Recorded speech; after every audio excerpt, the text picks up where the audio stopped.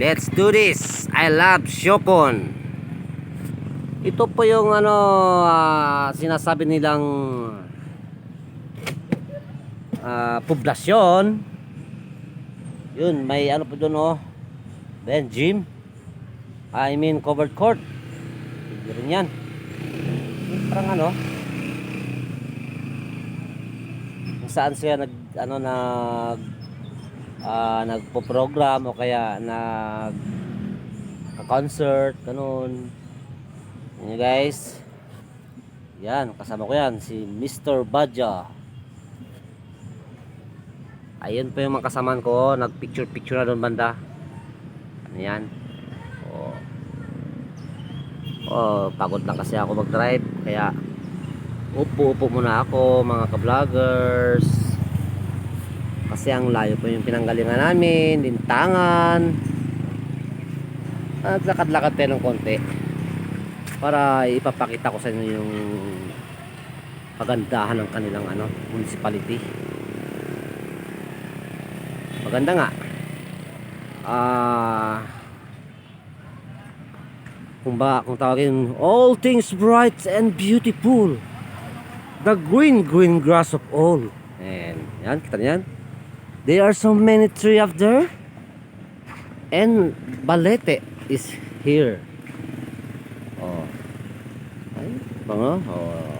Yan. Very nice, very good.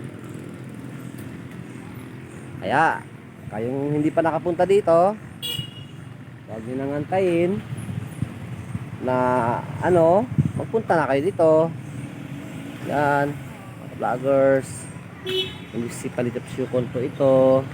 Complete po ito, may gym, tsaka may bus din sila. Ayun ang tunay na gym.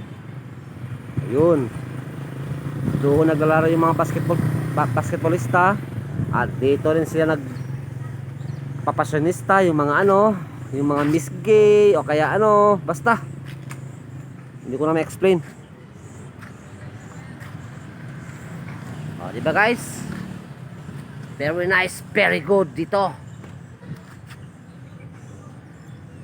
Shout out nga pala sa mga kaparo-kapa dito sa Shopon, sa mga Puente Pilla family, Gumamay family, Ampiran family, Lumigis family, mga Atog family.